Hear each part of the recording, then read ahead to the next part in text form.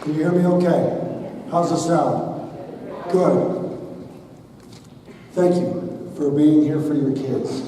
I have two goals for this conversation. Number one, that we get really clear on what we need to do next. And number two, that we never ever see each other again. And of course, if you need to talk with us, I want number three to be that you know that there's support. One of the most amazing things that we know about working with parents that I have learned is the isolation factor. We have to address that right away. In our Parents' Weekend, one of the questions we ask, and this will kind of give you a little bit of insight into the kids we work with. We ask, how many of your kids, when they were angry at you, called CPS on you? I'll see the parents in the front row raising a hand, and I'll look at them and I'll go, turn around. And they'll look and they'll see 8 more hands up. And they just kind of sit up a little straighter. And I say, how many of you have had your kids steal your car? And now they're doing this. And that's exactly what needs to take place here. If Peak to Peak's going to be a community, if we're going to go through the numbers and I'm going to tell you about what's going on in Boulder County, in Colorado, then the parents have to set the stage as a community for the children. I want you to think for a second how many things you learn from your parents' lectures. Yeah, that's what I thought. And I was one of those parents. Just to be clear, I have a 22 and a 23-year-old, both in college at the same time. Hooray! And I was the lecturer. I was the drill sergeant. We'll talk about the types of parents we got in a minute. But think about what you learned from your parents' lectures. And think about what you learned from what your parents did or did not do. That's where our learning comes from. And that's why I need to say thank you, because you're here, you're doing the work, you're seeing if there's something more that can be done, and the truth is you know there is. We can't look at the statistics we have for high school kids. We can't continually hear the conversation about suicide and depression and anxiety and social media and cell phones and not address it directly, because we actually, if we were to have this conversation in private, we know better.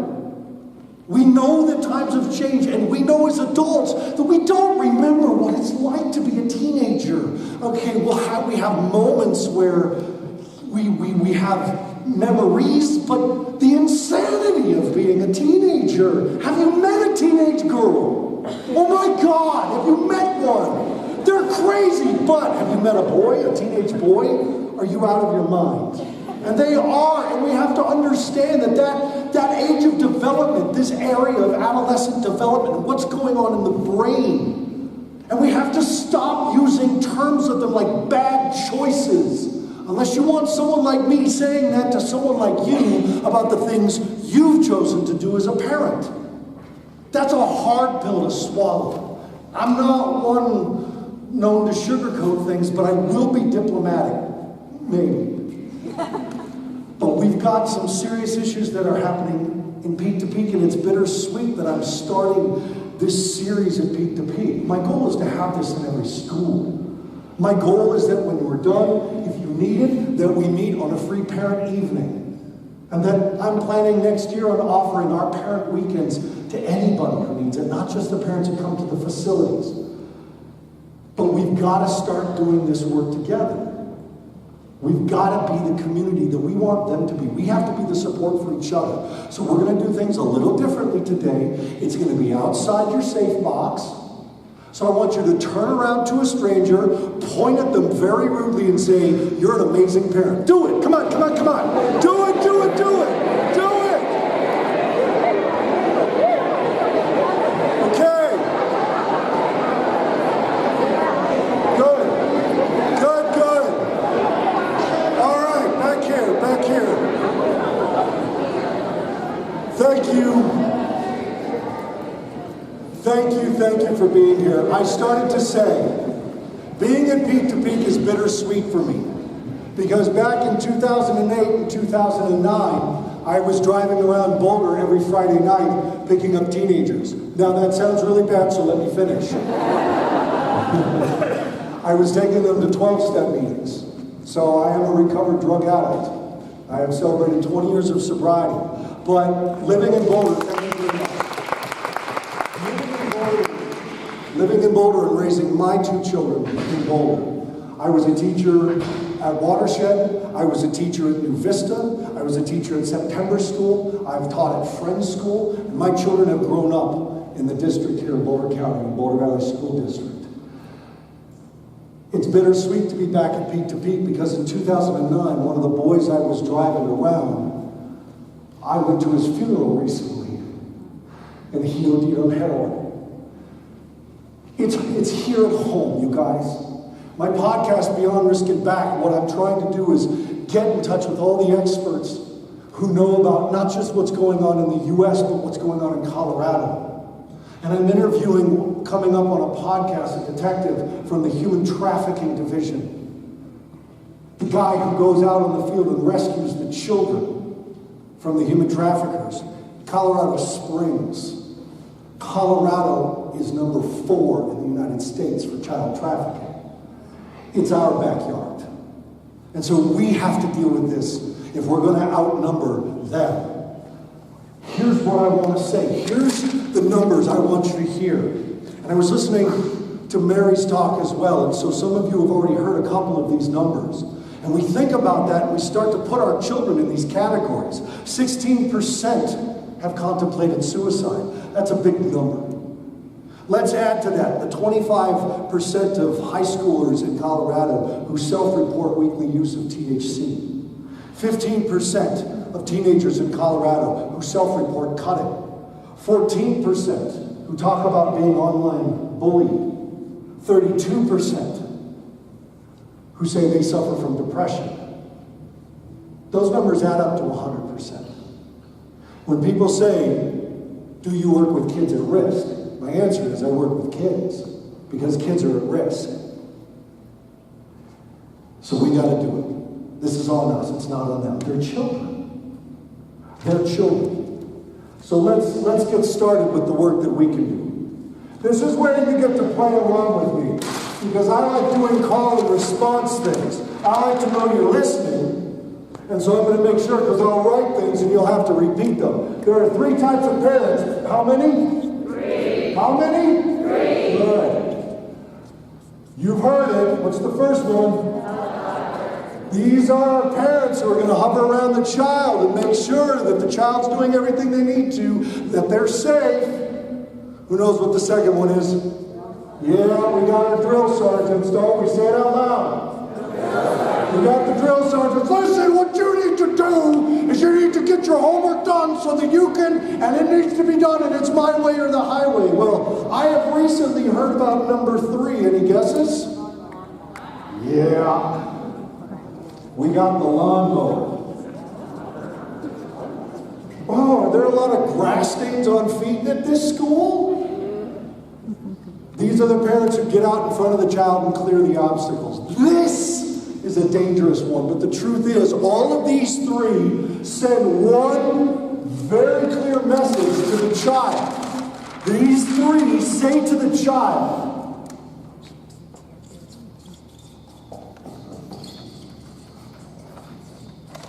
what does it say? If you're telling your kid how they're going to do life, and you must not trust them to do it. If you're hovering around so that the moment they fall, you're scooping them up. They're playing goalie and you're standing next to them like, here, I'll take care of it. Or if you're the one who's calling the school, did he bring his homework? If you're showing up with their elbow, if they forgot their lunch and you're pulling a rescue, when has a child ever died from not eating lunch? And what will they learn if you don't steal that lesson from them? What happens when we get in the way of their natural consequences is that we steal their opportunity to learn. Great people are forged in the fires of adversity, not from comfort.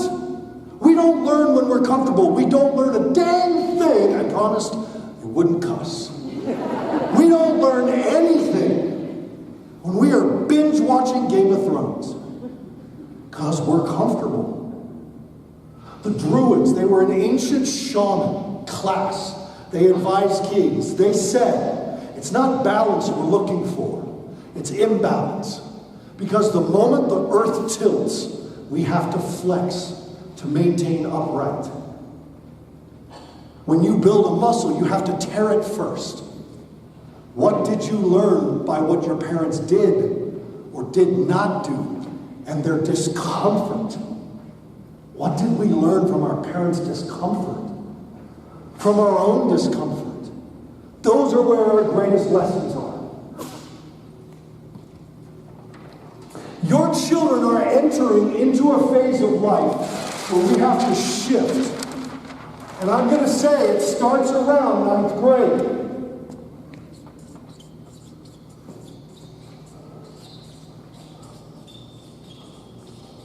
Say it out loud, please.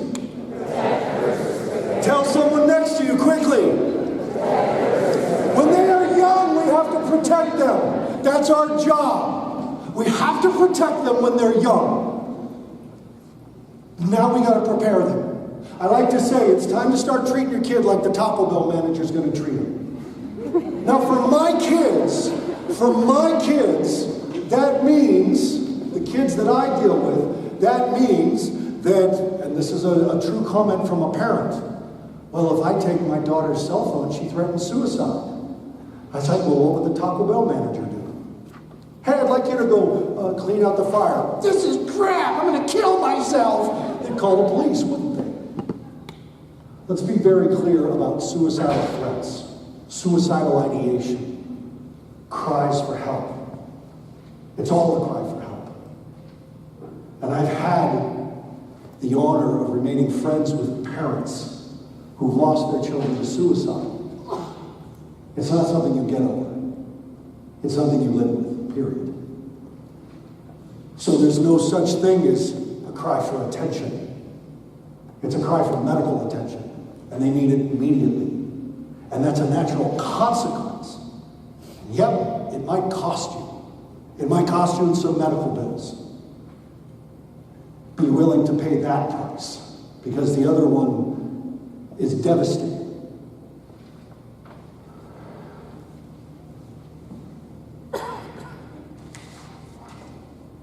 When we struggle, when our children are starting to struggle, the number one thing that I see parents mistake when the struggle begins is where they put their focus.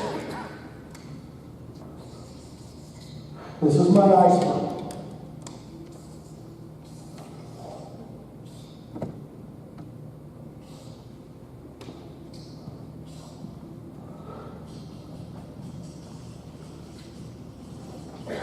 The very bottom of the iceberg is what? This is life.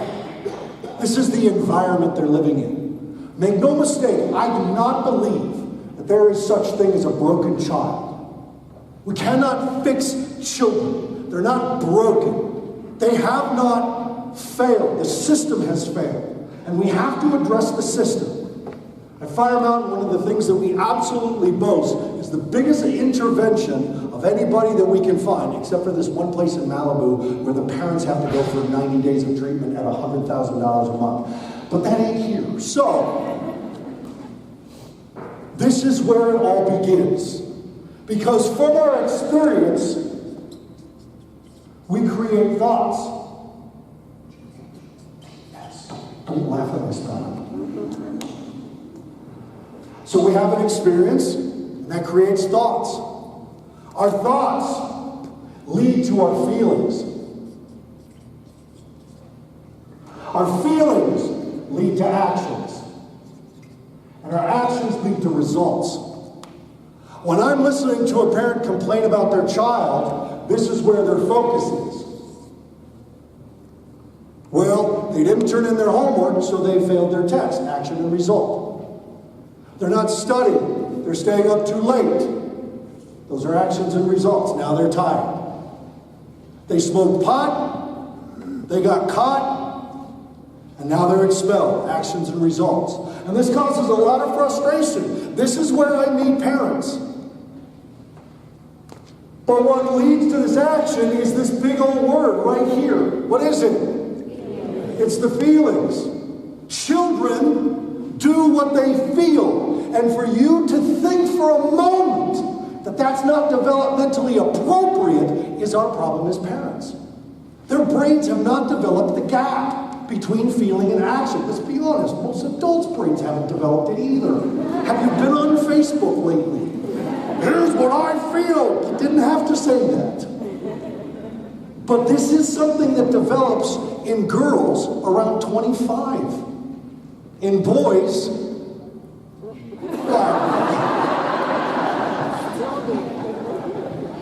the current research is saying 30. If you're Boulder woo-woo, that means first Saturn returns. Only a couple of you got it. But underneath those feelings are what they think about things. Therapy has to go here. I drew the waterline through feelings is because we can't always see what's underneath the water.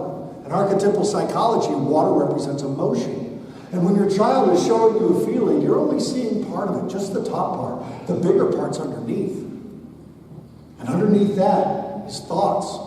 And a good therapist skips this part. Yeah, I know you got expelled from school. That sucks.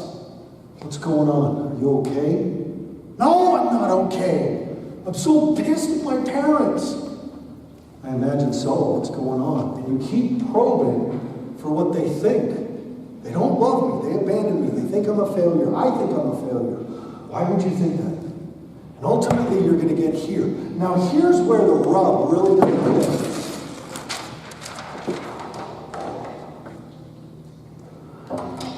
We collide with our children because our icebergs are no different than theirs. But look at where icebergs collide. We think they're colliding up top in the actions. Well, if you did it my way, you would get different results. But look at all the space between that. Where are we actually colliding? Yes. MVE, mirror, validate, empathize. It's one of the greatest listening tools where you actually mirror what your child is saying, you empathize with it, and you validate it. They say, I hate my teachers.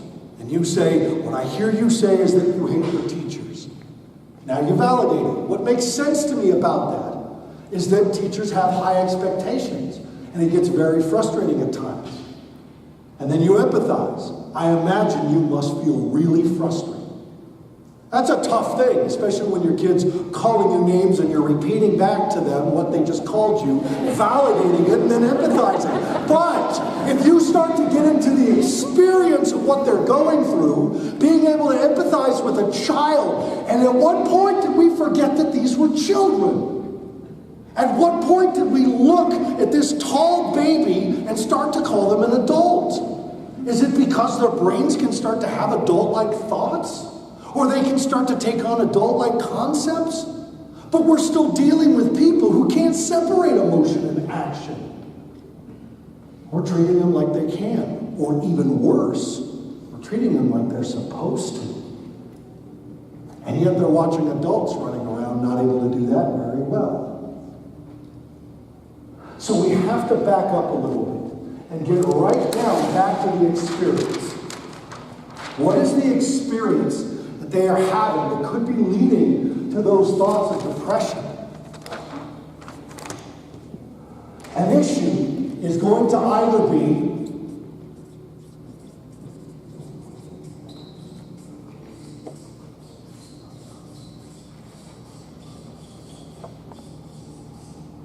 say it out loud. When we talk about system failure, and we are looking at a child, and we're saying something's not working, we have to come back to a primary system failure. Now, environmental means the environment that they're growing up in. It could mean their school environment, their home environment, the political environment, a financial environment. Environment is a very broad base until you study the infinite possibilities that are going on in a human mind. And then add on top of that, a redeveloping human mind. Because one thing goes south in the human mind, and the whole system can break down. That's an important thing to remember. To expect them to have it all put together. That pressure. What are you modeling about having it all put together? Do you? Can anyone in here raise their hand and say they have this figured out? I was talking to one of the teachers earlier, and she was talking about how her child at one point was very cynical at a very young age. And she said, it just seems like all of the adults are BSing each other. Wow. She's been paying attention, hasn't she? Because we really like to play it off that we've got it all figured out. So that our kids, what? What's the payoff to the pressure we put on kids to do it right? Somebody tell me, what's the payoff? Success. What else? Validate us, yes. What else? Love us. Say that aloud. Love us. To love us, yeah. If we're doing well, they're going to respect us and honor us. I never got to experience that one, but you know. I found more connection with both of my kids through this.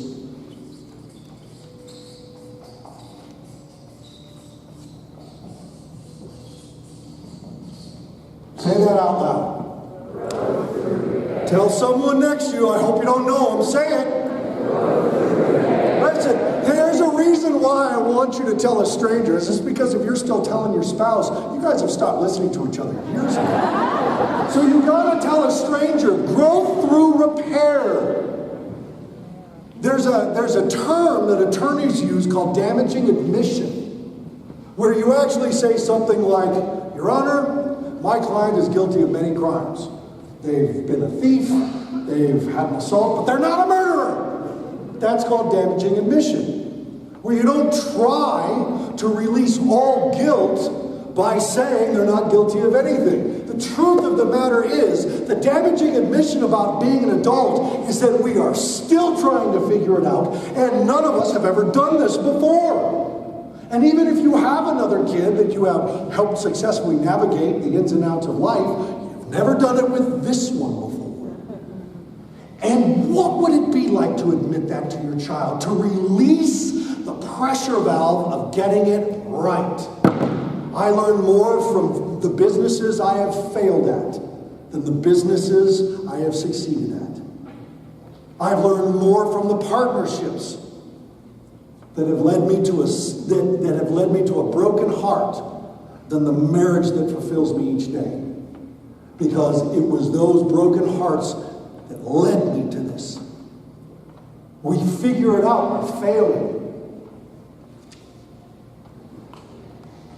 If we begin to recognize our own humanity as parents and practice growth through repair, what could that look like? Hey, listen, when I came in your room and it was all messed up and I got really ticked off and I grabbed your cell phone, I didn't handle that very well and I'm really sorry. I'd like to be able to handle things better. I'd like for us to be able to talk about this situation when I'm not so. I know I made it worse. I apologize. Yeah, you made it worse. And they have that moment of time and then we're like, yeah, well, what you don't know is that, and we're right back into it, aren't we? We're back in one of the most insane things that my wife showed me that I was doing consistently with my young daughter. But let me tell you about how I discovered it on my own as a story. This was when I was a single dad. I had gotten custody of my daughter back. We were together about 2 years. We're outside Target in Boulder, and it's December, blah, blah, blah. We're going to Target, the parking lot's crowded, and it's frozen ground. She gets out of the car, and she doesn't have a jacket on. Maya, go put on your jacket. Why?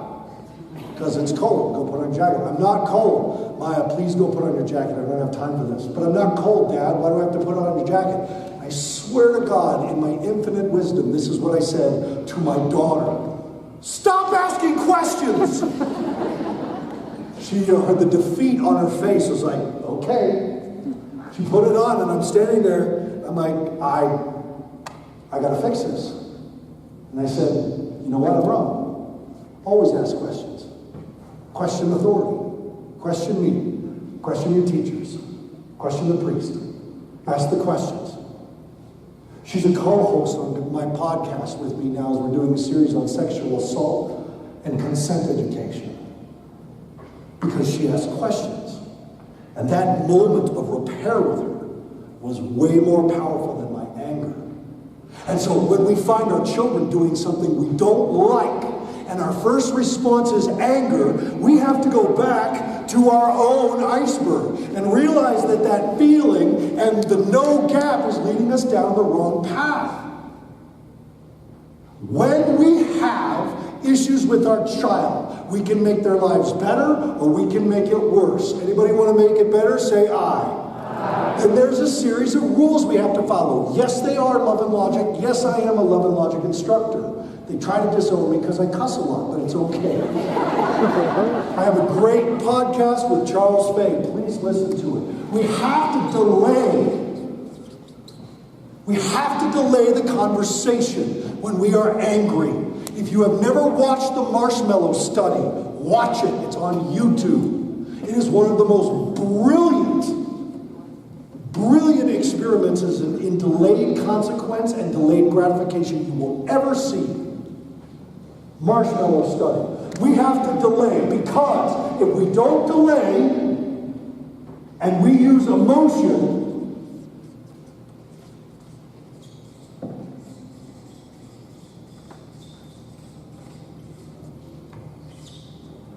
if we use emotion as a consequence, do you remember that time? It was so easy.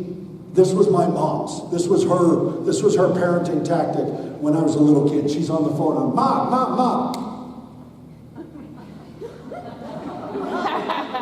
Right? But then I'm a teenager. Mom. And what did I do? And what did she do? Click. What did you just do to me? I don't like it the way you snap at me. So don't snap at me. If you don't want to snap at you, don't talk back to me. You can't just tell me what to do anymore. And it escalates, right? Because we're just in feeling an action, and there's no gap.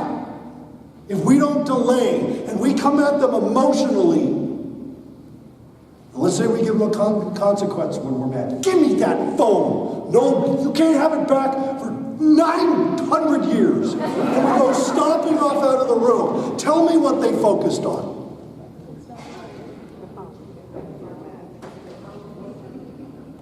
Are they thinking about what they did?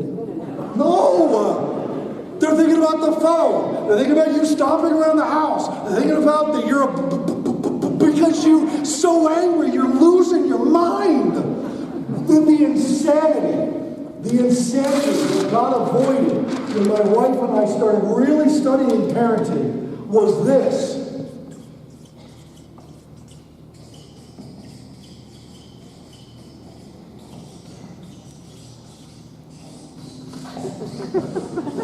Say it. Say it again.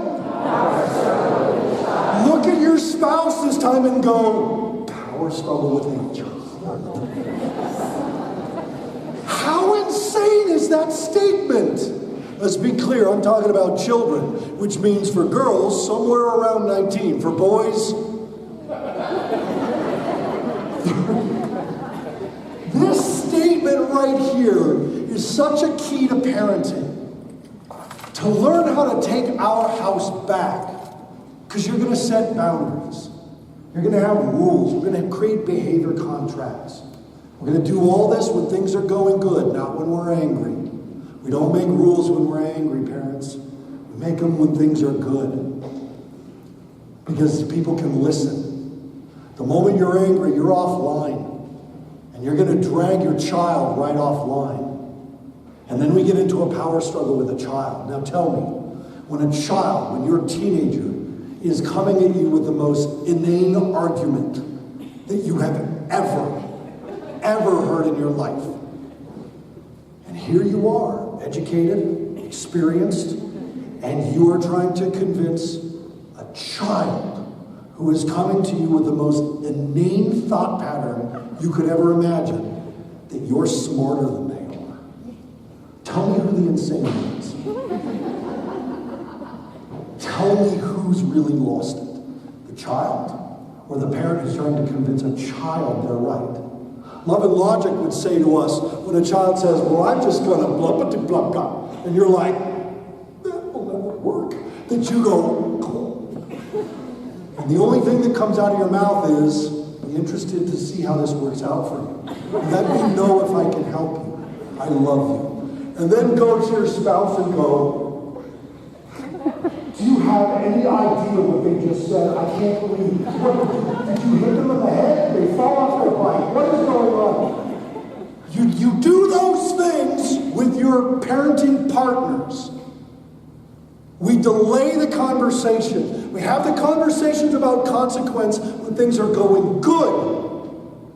Dr. Spock used to say you have to have immediate consequence so that they can attach the behavior to the punishment. But see, he did his experiments with dogs and rats. We're talking about human beings. Don't tell me a child can't remember something. They can remember just fine.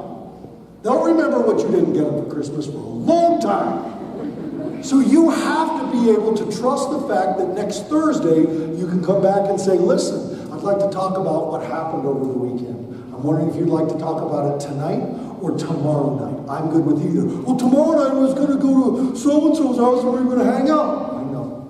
Tonight or tomorrow night, I'm good with either. Well, I guess we'll do it tonight, but I got a lot of homework. Let's make a deal that our conversation will take a half hour. Father and I have already discussed the consequences. Well, what are they? We'll talk about it tonight. I'll see you later. And we don't get pulled into that power struggle. You know, the power struggle with a child, that piece has to be remembered. Because I don't question the child in the struggle. I question the adult in the struggle.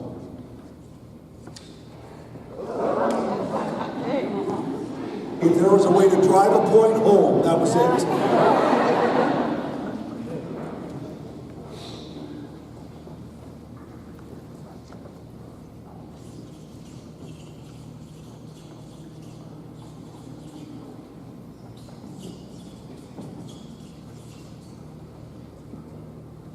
Life will teach your child just fine. If you're not a drill sergeant, if you're not a helicopter, and you're not a lawnmower, there are lessons waiting for your child that will be more potent than anything you could ever come up with. More clever than you could ever come up with. But you have to have a level of trust in this. You have to have enough time to stand back and say, how can we let natural consequences teach? And if you don't see any, then you and your parent partner can say, okay, how can we create some natural consequences? We have to change from saying,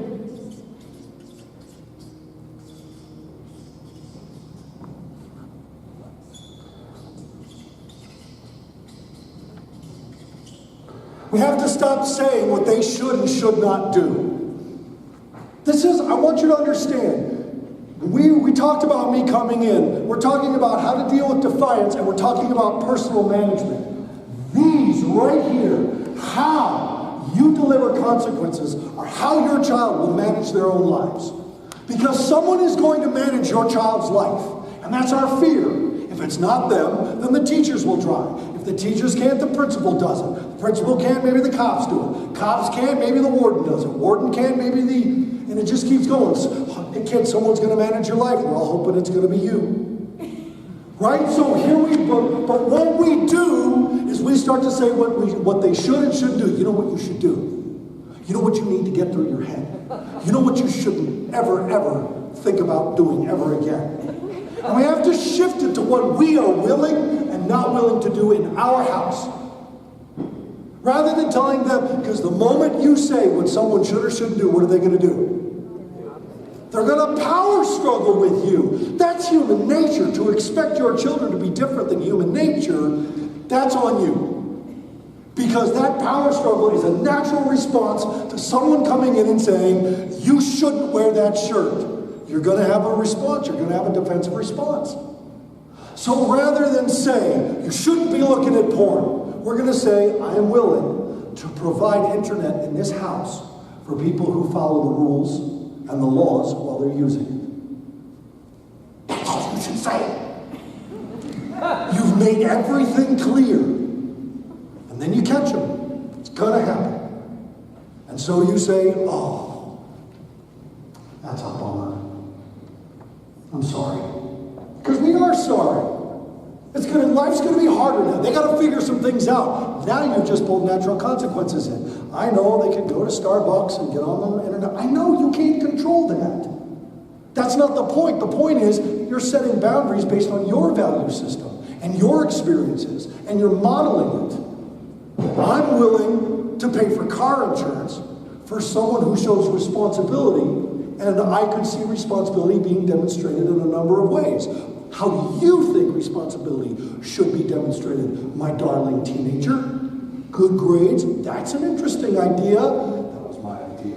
What else? I don't know, having a job? That's interesting. I could see some challenges between jobs and school, and look, we're having a conversation. Versus, well, you should start being responsible. No, that's not how to land. They tune you out the moment you said you should. Just the same way you did your parents. Because they're just like you. Consequences.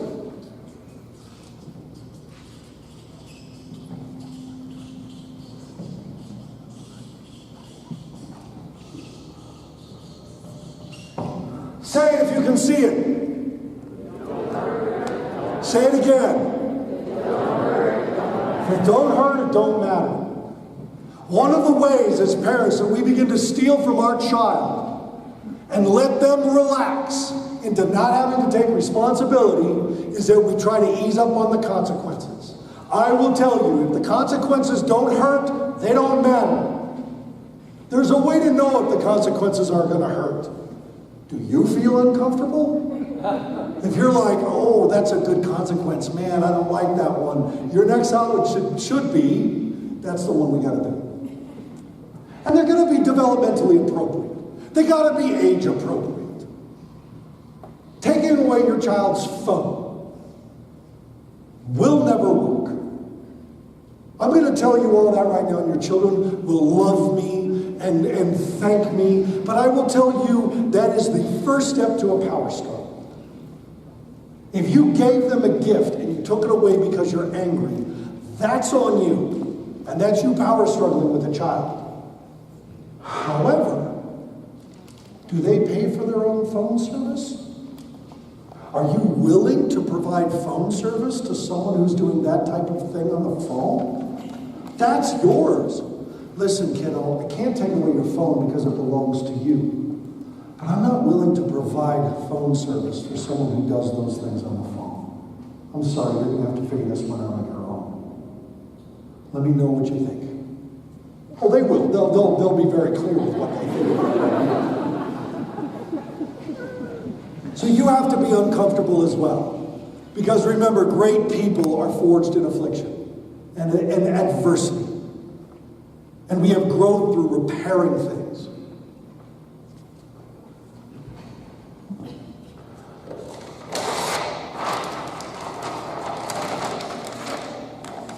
This next part.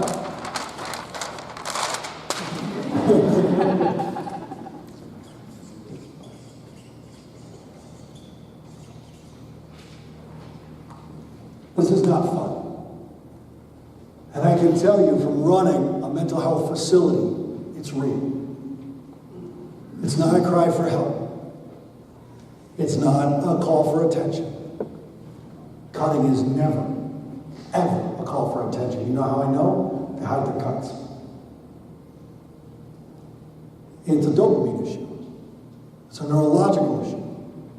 Depression is not something to say, you got a really good life, you can't see what you're depressed about, because that's not how depression works.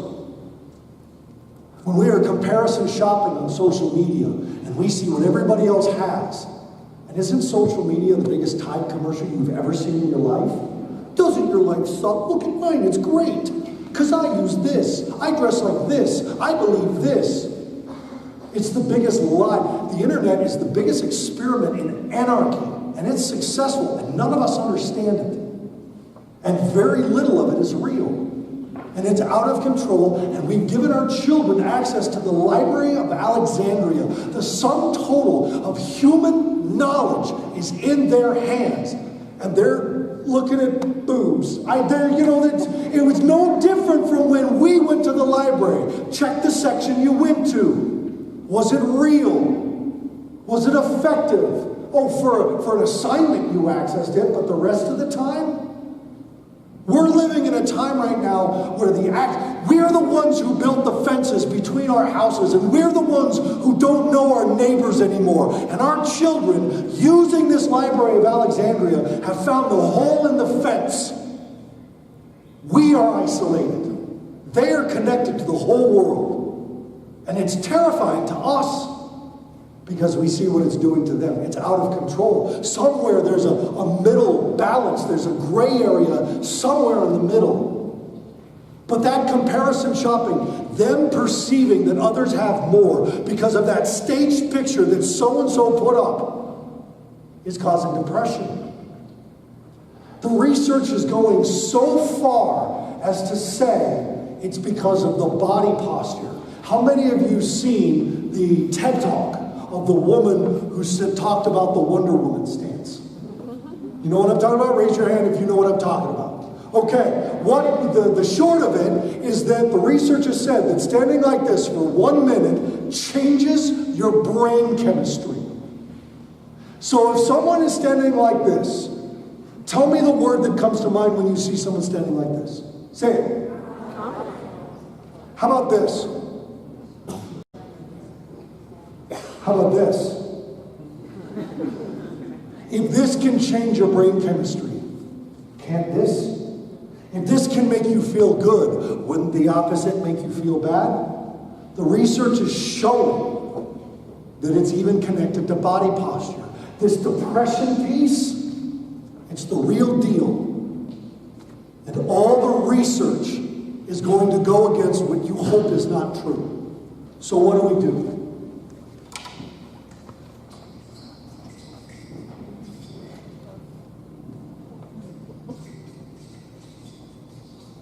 We're going to have a conversation about my spelling right now. When I was in high school, I was way into writing teen angst poetry. My mom was a teacher. So I would bring her my poetry. I was like, Mom, read this. And my mom would go.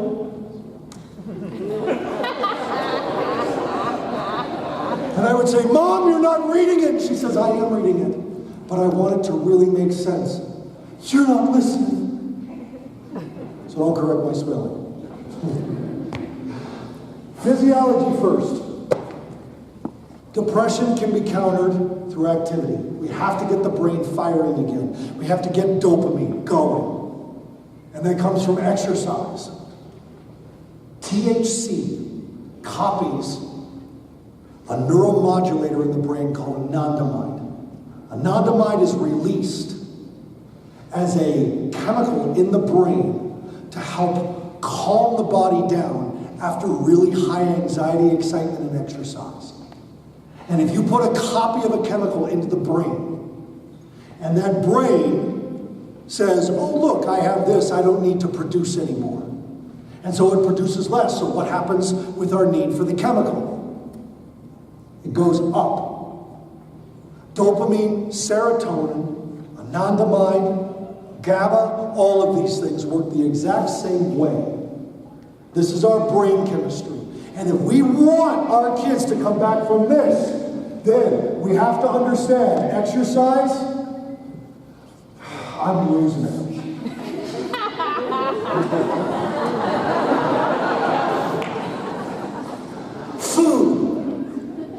Food. We have to eat healthy. We're a community of people who like to eat healthier than a lot of other communities. But if you're still on the SAD diet, get off of it. Check your water intake. The standard American diet, that's what we mean by SAD. We have to check into pressures. Unnecessary pressures. Are they doing too much? And if they are, we have to back it off. And if what's going on with doing too much might start to pull them back somewhere in our brains. And I say this with all the love in my heart for what you are attempting with your child and what your child at this school is working with. Is to remember in the back, put it on the back burner, stuff it in the back of the freezer if you need to. You can always go to college. Always. So if it's not working, I have a family member, she was in the 4 AP classes her junior and senior year. And she went to college. And she went what colleges call crispy, first semester.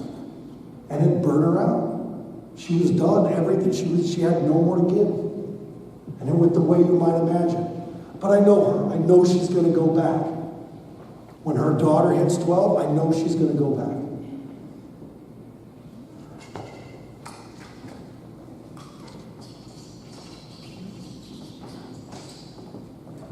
How's the relationship at home?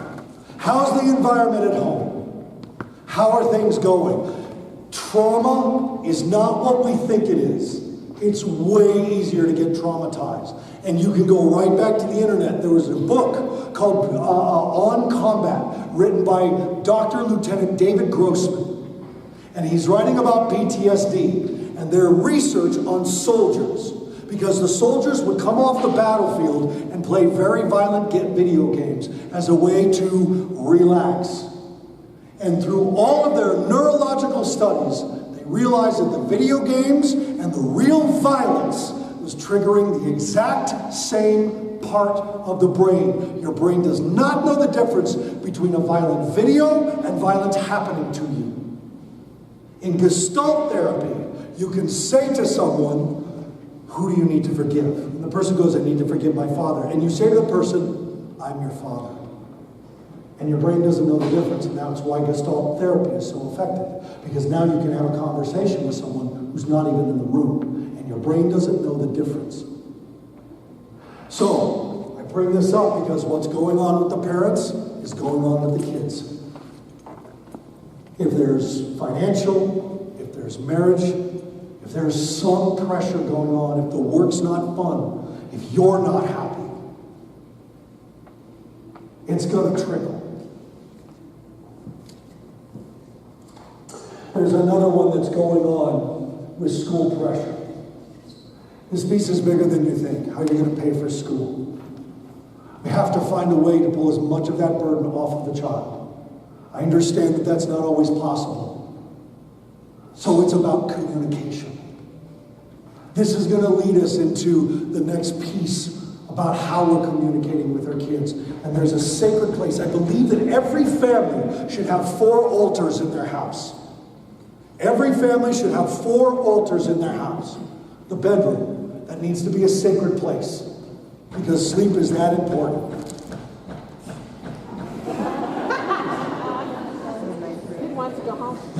The office, where you work at home, needs to be a sanctuary for you to focus on your mission, your vision, your passion, your purpose. An altar of faith, if faith is something that you and your family share. And the dinner table. The dinner table is not a place to discuss grades. It's not a place to discuss consequences. It's not a place to discuss arguments. It's not a place to argue. And for gosh golly, all the gosh darn golly heck folks, it's not a place to be on your phone. If you haven't seen the picture of the 4 men on the gondola in Paris all looking at their cell phones instead of the canal they're in not Paris, Venice. The phones have to go down and people have to connect eye to eye, face to face. Dinner table is the place to start. Make that dinner a sacred place. We talk about teens and technology.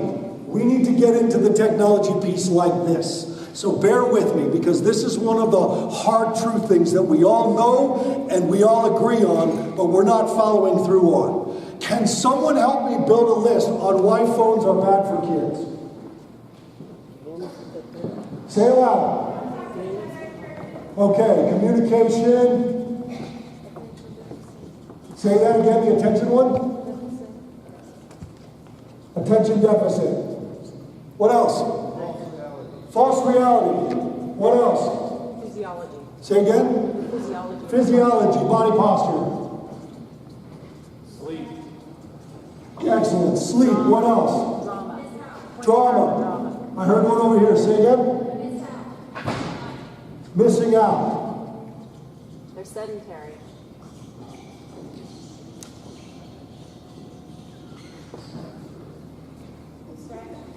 The distraction versus the direction. So I want to add to it my list. Social bullying, social profiling and comparison, bullying, the dark web and the anarchy of the internet, sexting and porn, screen activity, especially late at night, deregulating the nervous system, the cause of depression and anxiety, not only environmental causes of depression and anxiety, but neurological. One of my podcasts is with Sergeant Harris of the Jefferson County Sheriff's Department. We talk about cell phone safety. And since 1996, in Jefferson County alone, he has arrested 1,000 predators in Jefferson County who use the cell phone to get girls, and has successfully prosecuted every single one in Jefferson County. So, with my list and your list, why do we give them phones? This one's hard for us. Someone be honest, why do we give them a phone? All their friends have. Okay. The first answer is the one I want to do for a second, because I think the second one, peer pressure, matches the first one. All their friends have one, so tell me who's actually being pressured. Where's the peer pressure, right? We all grew up without them. What happened? What did we forget? How come this one's so hard for us? And what do? We can't set our children back into the dark ages, because the truth is technology is going to continue to move forward on our child, and we don't want them to be left behind. But where's this gray area? Where's the middle ground on these cell phones? It's going to come from your boundaries, and by you setting the boundaries for yourself. The phones get plugged in the kitchen. Yeah, there's going to be rule violations. And we're going to have to set up consequences. But it becomes a family contract. And then I hear the inevitable. Parent, mother, or father say, my business requires me to have my phone because I have important calls. And I can imagine your child's response to you. My business is important, and I have important calls I cannot miss. So it has to be a family thing. It is a modeling thing. This teens and technology thing is out of control. Can we agree on that? It's on us. We can't put that work on the child.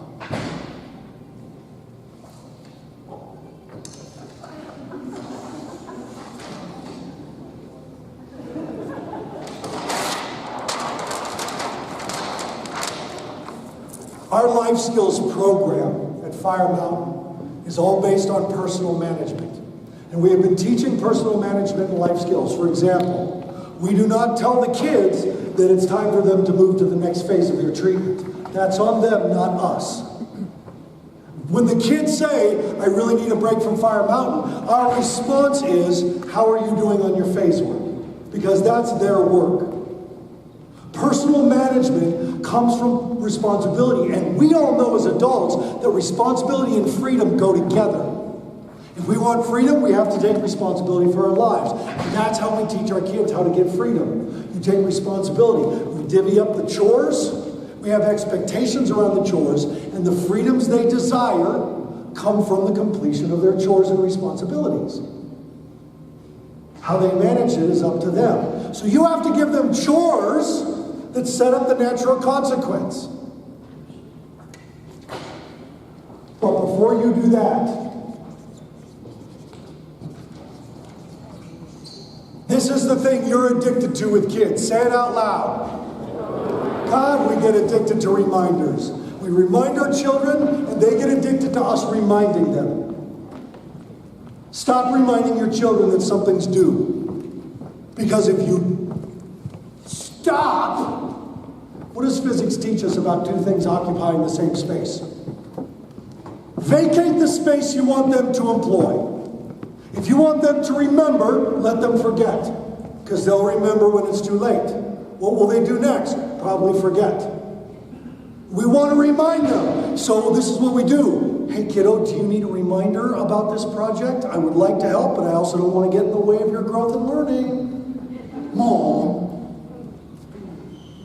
So no more reminders.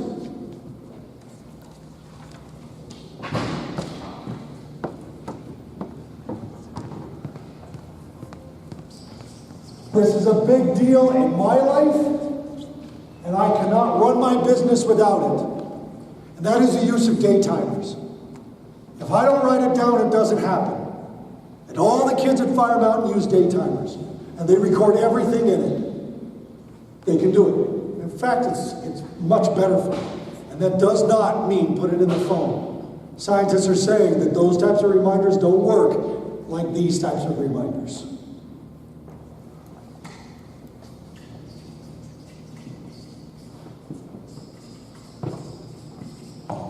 That's our next one. What is it? Let them fail. Love them when they fail. One of the big concepts of love and logic is stop loving your kids for what they do. Love them for who they are. So if they do well in school, great. If they don't, you still love them. I mean, I know you do. So make that the priority. My wife and I and our children stopped having the homework argument in middle school because we said, we're no longer going to talk about your homework. If you need help, we are here. You ask, we deliver support. But we will no longer be in discussion with you about it. Our kids' grades went. Both of my kids started college in 11th grade because they managed their work. They managed their grades. They managed their credits. It's a dang good thing, too, because I could never manage to do their math homework these days.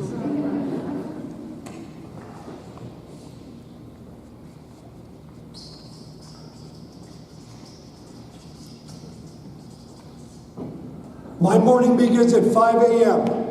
I get up, coffee, go to the gym, coffee, come home, coffee, and I sit with my coffee and my daytimer and I plan my day. And I'm ready to begin by 7. Thanks to coffee. I can't tell you the power and potential of stop reminding your kid. Physics says 2 things cannot occupy the same space and that nature abhors a vacuum. If you vacate the space, something will enter. I hope it's the kid. And if it's not, they'll experience some consequences. And you go, oh, dang it. What's your plan? And that's the question I want you all to become masters at. Say it out loud. And listen to their answer. Listen to what they say. If they need advice, say, would you like some advice? Because I'll tell you, 90% of the time they're going to say yes. I promise you that. What's your plan? Oh, I just got an MIP. I was ditched in school. You got to come pick me up. I'm with the resource officer. Oh, wow. Well, I got to finish work. You show up and you sit down in the principal's office and you go, what's your plan? They don't have a plan. You better get one. We can say, can I tell you what some other people have done? Can I give you some ideas? Well, do I need a lawyer? Probably. That costs a lot of money? Probably. What's your plan? And get that brain working. Get their brain working. They should go to bed more tired than you. All right, I want to finish up with the 10 things that I think are going to keep us from ever meeting again. Before I start it, I have a bunch of cards on the table that just show you, I've got like 93 videos out there. I have videos of past parent weekends, the podcast, every way you need to get in touch with us if you need our support. That's why I want to wrap this up. It said on the flyer, that I was going to give you 4 ways. I have 11. Some of these things are scientifically proven. Some of these things I know to be true. And I work with the kids. I work with the kids. I work with the kids who have tried to kill themselves. My first client was a 9-year-old whose mom walked in on him while he was hanging himself. He's about to graduate CU. Those are the kids I work with. I know where this goes when it goes out of control, and I'm not afraid of that darkness, and I'll walk through it with you. Let's try not to go there. This is what I believe will keep us from meeting again. Say it, please. I cannot tell you how fond the memories I have of my childhood in Longmont, Colorado are of family dinner, 7:30 every night. Bring it back. No phones.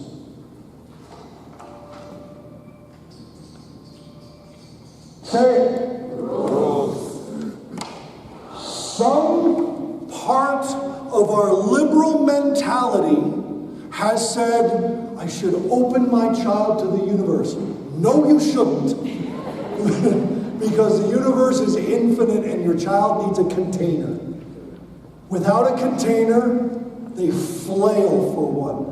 And I can promise you they will create one for themselves if you don't create one for them. Set up rules and set up your non-negotiables. Be very clear on those things that the consequences are dire and you will never bend, and then don't bend.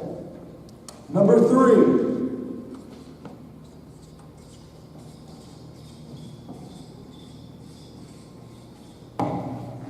Say it. No. Set them up in your house, and you follow them yourself. Put the charging station for everyone outside.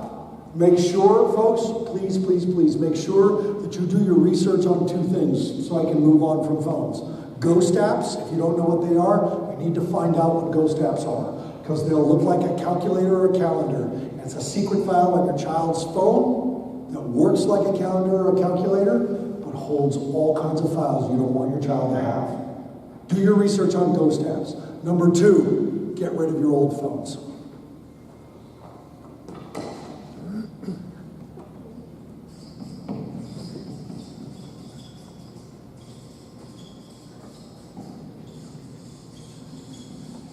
What are we going to do with our kids? Say it louder. Get practice in asking questions. It creates neuroplasticity. Stop giving them answers. They're not listening anyway.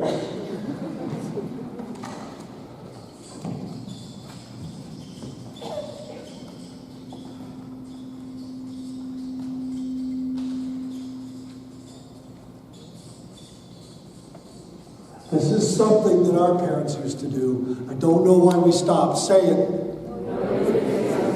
Get to know each other, you guys. Get that community thing going. I broke a bottle in the street. My mom had 3 phone calls before I had it cleaned up. Get to know your kids' friends' parents. Make agreements. And don't ever, ever, ever say, I don't like that group my child's hanging out with. Because those parents are saying the same thing about your child. Work together. That's division. That's separation.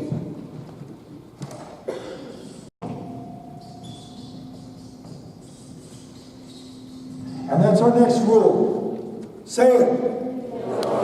You cannot be isolated as a parent and go through this and navigate the insanity of teen life alone. You have to get support, and how there are so many podcasts and so many resources, but more importantly, there's hundreds of people in this room. Get to know them. Get their email, take a picture of them.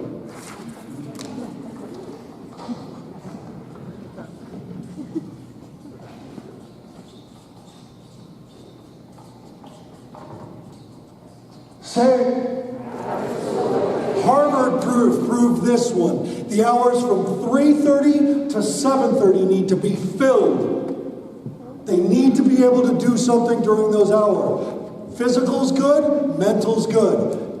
Anything's good.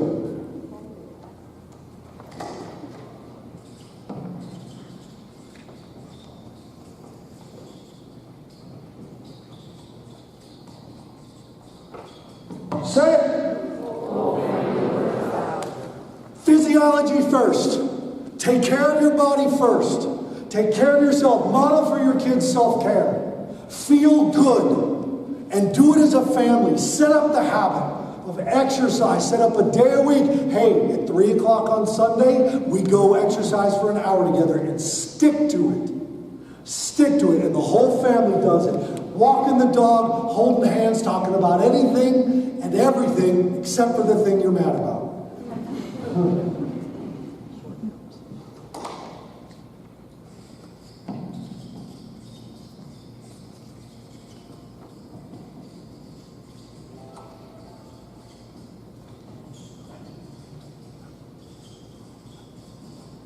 It would be bad if I spelled intelligence wrong. Go ahead and say that one.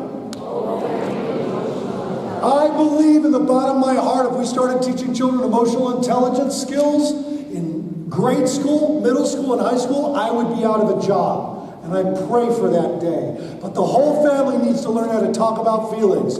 I feel like you're lying to me. Hey, guess what, Dad? That's not a feeling. That's actually a thought.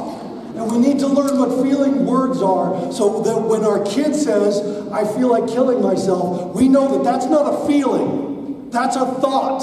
And it could be an action. The feeling is what? Yeah. And we get afraid of talking to feelings. The whole family needs emotional intelligence training. Don't paint therapy like it's something that those other families do. You do it. You do it, and you do it together. Here's our reminder of how crazy we are.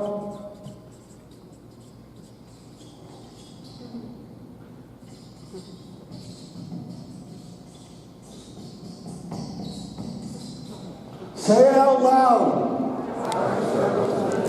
Please keep saying that until you see the utter absurdity of that statement. Having a power struggle with a child as an intelligent adult, it doesn't go together.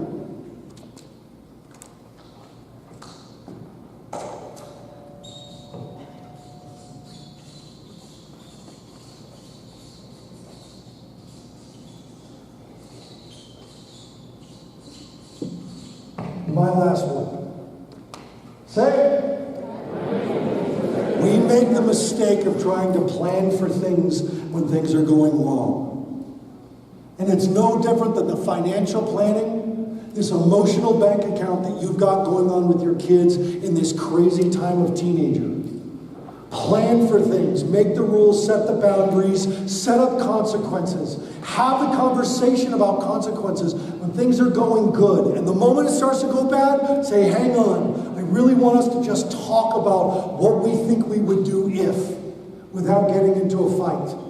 Because I got to step out of your life, kid. I got to start preparing you for the future, and I'm not going to follow you to college. I'm not going to follow you to Taco Bell. I'm not going to follow you through your marriage, but I am going to stand behind you and watch you succeed. And to do that, you need to prepare, and you need to show the kids how to prepare. And do it when things are going good. Ask for help before it's too late. Plan to get help before it's too late. I've been around this school district for a long time. I know what school you're going to. I know what school your kids are going to. I know a lot of educators in this district.